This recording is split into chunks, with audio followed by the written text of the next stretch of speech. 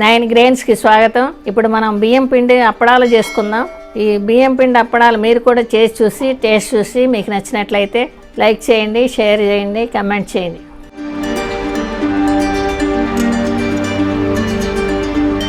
ఈ గ్లాస్తో 2 గ్లాసులు వాటర్ తీసుకున్నామండి. నీళ్ళు బాగా మరిగించుకోవాలండి. ఈ మరిగే వాటర్లో కొద్దిగా జీలకర్ర వేసుకుందాం. 1 టీ స్పూన్ జీలకర్ర, 1/2 teaspoon salt, 1/2 teaspoon వంట సోడా. ఈ గ్లాస్తో వాటర్ తీసుకున్నానండి. ఇదే గ్లాస్తో 2 గ్లాసుల బియ్యం పిండి తీసుకోవాలండి. పిండి వేసుకుంటూ కలుపుదాం. 2 గ్లాసులు వేసేసుకున్నానండి. ఇక స్టవ్ ఆఫ్ చేసుకుని మూత పెట్టుకుందామండి. ఈ వేడికే పిండి అంతా మగ్గుతుంది. పిండి ఆరే వరకు మూత పెట్టుకుందామండి. ఆరిపోయిందండి.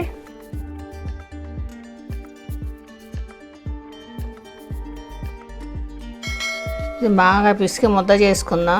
అప్పుడప్పుడు తడి చేయి చేసుకుందాం అండి ముద్ద రావటానికి.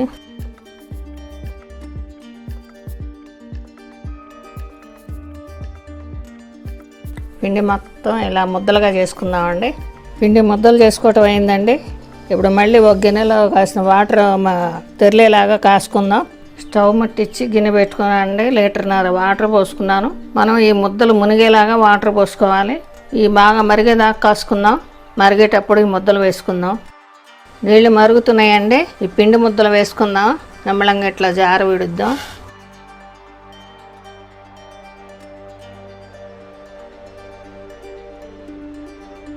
ఇట్లా మునిగేలాగా వాటర్ ఉండాలండి. ఈ వాటర్ తెల్లగా రంగు మారేలాగా ఉడికించుకోవాలి. ఒక 5 నిమిషాలు ఉడకాలండి. స్టవ్ హైలోనే పెట్టుకోవాలి.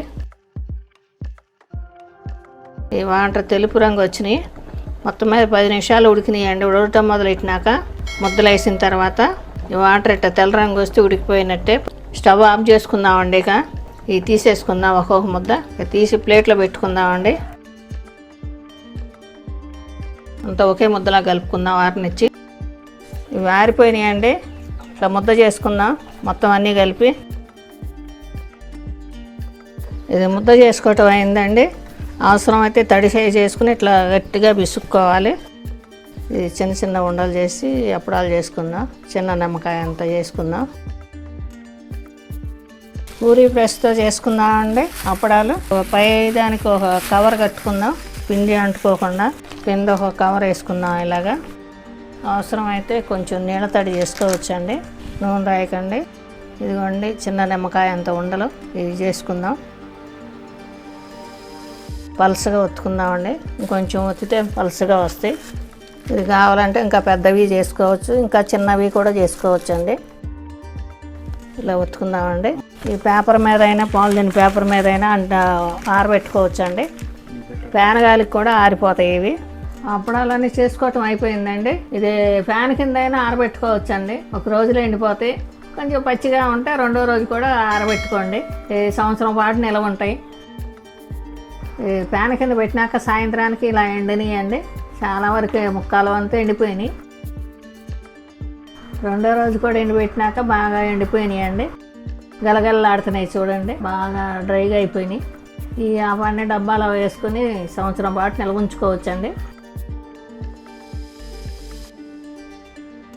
ఇవి కొన్ని తీసుకుని వేయించి టేస్ట్ చూద్దామండి. స్టవ్ ముట్టించి పాన్ పెట్టుకున్నానండి. డీప్ ఫ్రై సరిపడా ఆయిల్ పోసుకున్నానండి. ఇప్పుడు అప్పడాలు వేయించుకుందాం. నూనె బాగా కాగాలండి. బాగా కాలితే అప్పడం వెంటనే తేలి వస్తుంది. ఇప్పుడు వేసుకుందాం అప్పడం.